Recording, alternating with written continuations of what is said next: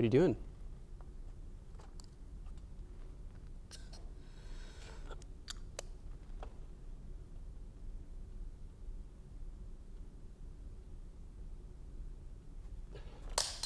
I was having an asthma attack. Can we review this album? Welcome back. My name is Ben. I'm wearing a shirt that fits me today. Ethan, would you like to say anything about yourself? Yes, my eyebrows are big. Okay, today we're reviewing the new Hobo Johnson album. Frank Lopez is known by his high levels of emotional intensity, raw and blunt lyrics, stuttering flows and deliveries, and minimalistic production. He is backed by his band, The Lovemakers, and really grew up with a homegrown fan base. Yeah, I think a lot of his appeal comes from his ability to relate to other people. He's really vulnerable in his lyrics, and I think that's what people like about him. Some people don't quite like that about him, but I think we both agree he has some pretty solid stuff out there. Yeah, I enjoyed pretty much every aspect of what he brought to the table. His gripping lyrics and dynamic presentation were not only really entertaining, but I could also connect emotionally with him, even though I didn't always relate exactly. And honestly, he's just one of the funniest artists that I know of. Just how comfortable he is being himself, just really. Yeah, it's almost like, well. do I laugh or do I like cry? Because this is so sad, but it's also just so unique in how he delivers. Weird mixture of like putting everything so bluntly, even though it's like sad. It's just it's hilarious. He's got a lot of personality and character. Yeah, I think our culture really likes that, like making jokes about how sad we are and how lonely we are and all of our problems. So he's perfect for our culture. So going into this project, I was really excited and somewhat had like recklessly high expectations, just because up until this point he had made a song that I disliked pretty much at all, and then the 3 singles that he released leading up to the album pretty much only boosted my confidence in this album. Not only were they incredibly entertaining songs, Typical Story, so good. Love that awesome song. track. Yeah, probably one of my favorites Good from track. 2019. But they also showed that he has versatility. The last album really stuck to one theme, one sound, one style. All the lyrics were kind of on the same page. And it made for a really cohesive and unified album that I thought worked really well. Since these singles were so enjoyable despite being a large departure from what he had previously done, I was really optimistic coming into this album. I too was really excited about these 3 tracks that came out. After I heard them, I was like, man, he is really combining some of his vocal talents with some production talents, and especially Subaru Crosstrek was probably my favorite track that came out from that selection, but I also really enjoyed Typical Story. So it made me excited to see what he could put together with being picked up by a label and with having those sort of resources, what he could do. I think it was the best of what Hobo Johnson is, just completely new, sounding different than we had ever heard him before. So, So this album in general, I felt was a mixed bag of just, his older style of minimalistic production, which really defines him, and then diving completely into new stuff, and then like a mixture of those two with like limited success. Some of it really worked out in my opinion, some of it didn't. And I think the highest highs and the lowest lows they were far apart. Yeah, pretty far apart. You should get your antivirus checked out. Oh yeah. Mute your computer. As far as structure goes, I felt it wasn't as cohesive or smooth as the last one, just because the last one had such a clear theme. It was really straightforward, and it kind of had the arc was really straightforward, in my opinion. But I didn't think this album needed it as much. I just, like I said, it's a mixed bag, so some of it was just kind of like this one, don't like this one, like this one, don't like this one. Yeah. I mean, I definitely agree in some respects. I did feel like this album had maybe not like more cohesion than his last one, but definitely I felt like certain tracks belonged together, and that was really good to see that he's thinking about that. Like, for example, Ode to Justin Bieber and All in My Head both kind of reflect that sentiment of culture's idea towards popularity and fame. And then he also kind of digs deeper with later tracks like February 15th and Sorry My Dear. And they kind of have similar themes, and he really did a good job of connecting some ideas I felt like on the album, leading to a more cohesive story. As far as themes from this album, there's a lot more of kind of zooming out and looking at culture as a whole. I know there was some of that in the last album, like on Romeo and Juliet, examining divorce and how that kind of affects a person as they grow up and how they view love. I think this kind of dove more into his idea that he's struggling with now is being famous and how people view him, as well as general things about our culture and human nature in general. Yeah. And one thing we said earlier was that this album feels a little bit less personal, and not in a bad way. It's just that everything in the last album was framed as like, these are all personal stories about my life, and it was just so intimate. Whereas this one just kind of pulls back a little bit more and takes more broader themes into consideration, which I appreciate. I think that was a good direction instead of sticking to the just strictly personal, super intimate, types of songs. But structurally, I think my favorite part was it had a really strong start and finish. Those felt like they were some of my favorite tracks there. Production-wise, I think was some of my least favorite parts of the album. Again, mixed bag. Some of it really worked, but tracks like Moonlight especially, All in My Head, Ode to Justin Bieber, and February 15th, with differing levels and differing reasons, just didn't work for me for some reason. But especially Moonlight and Ode to Bieber, just really, I didn't know what he was going for. It was really hard for my ear to hold on to something. It felt like he just kind of threw tonality out the window, which isn't a decision you make with no reason. So I feel like obviously he had a reason, I just don't know what it was. Yeah, I agree. They were kind of obnoxiously busy, just lots of interjections of like horns and like... I think the Bieber song samples the Mission Impossible theme song, or it was like really it was like really going for I was that, like, this is too much. Dun, dun, dun, dun. I was like, what is happening?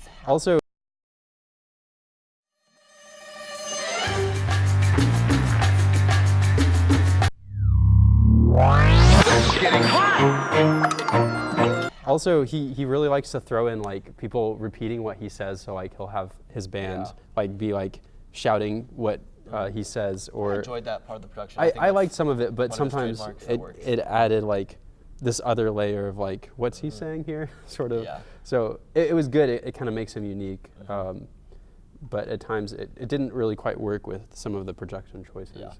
February 15th was actually a song that he had already released on YouTube a while ago. I think that's one of the first songs that I saw of him before he had released the album.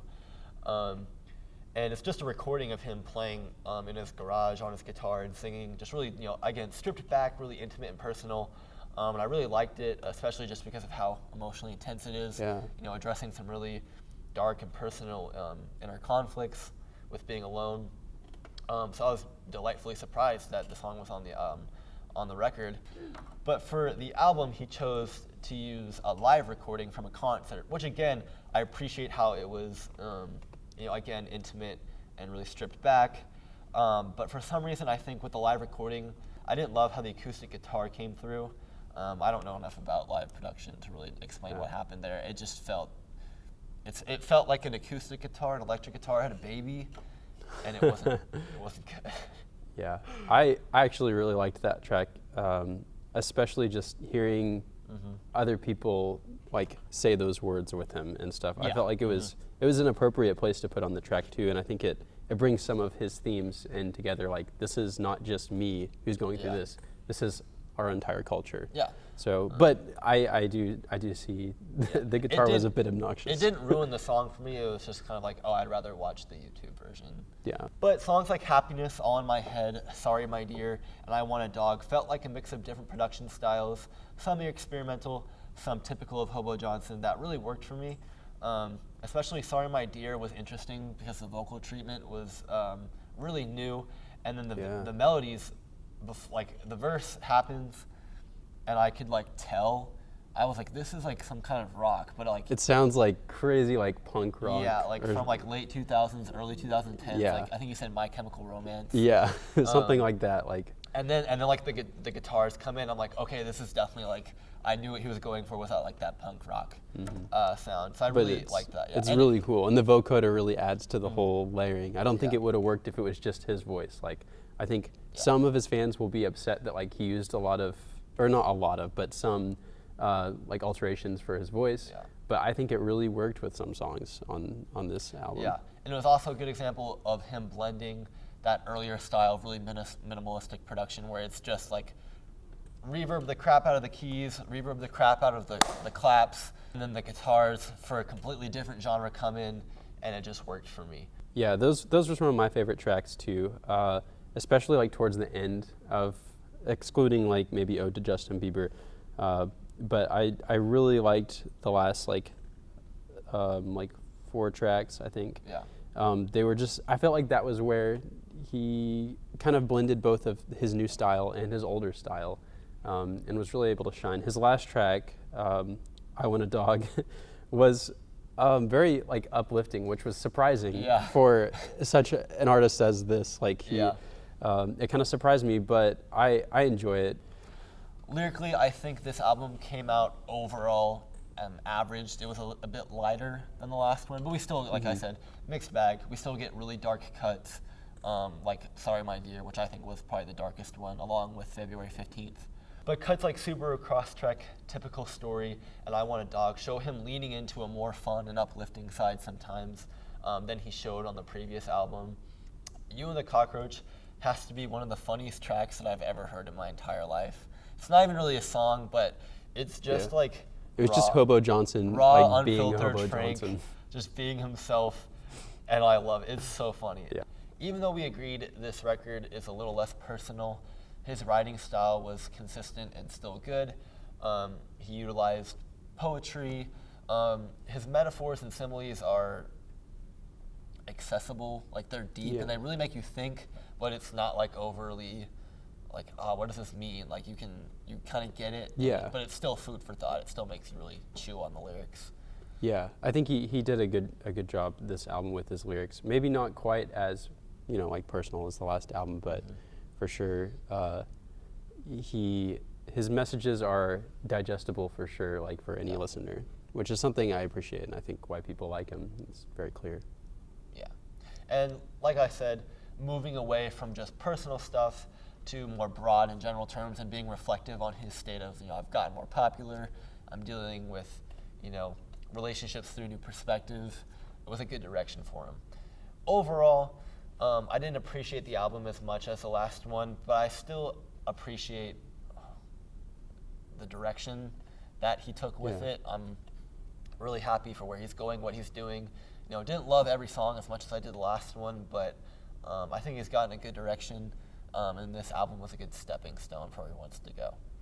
Yeah.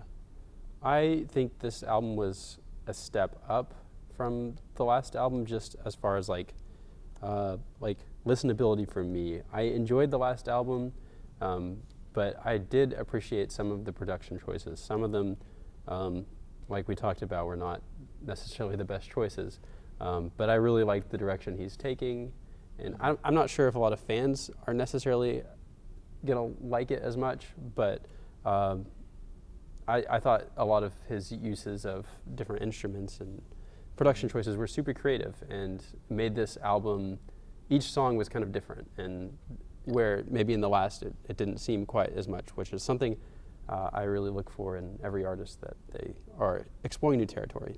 I'm going to give this album 6 out of 10 peach scones. Same, 6 out of 10 peach scones. Well, thank you for tuning in if you did. If you didn't, you can't hear me right now. Any thoughts, Ethan? Yeah, this is a blue background behind us this week. I wasn't gonna say anything about it. You weren't? No, it's fine though. They probably noticed. Yeah. Cool. Well, we haven't decided on next week's album yet, so if you really care and want our opinions, let us know in the comments. I'm open-minded, aren't you? Yeah, I am very open-minded. Like how open-minded? If they asked us to review a new Teletubbies album, would you do it? I would do it.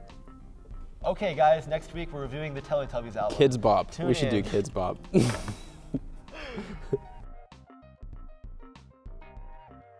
Hey, what are you doing?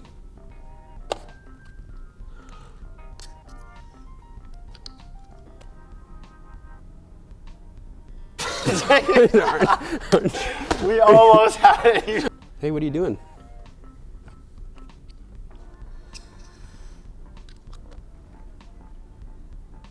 I'm sorry. I was having an asthma. I'm so sorry. I'm It sorry. was so close. I'm sorry. No, you're good, dude. Ben, are you gonna get a tie from hitting that in 2 videos? I don't know. That's a good question. I don't know how asthma works. Okay, how many hits have you taken? Like 3? I don't know. The first 2 went. Also, isn't that stuff like expensive? Overdose on inhaler. An overdose of albuterol can be fatal.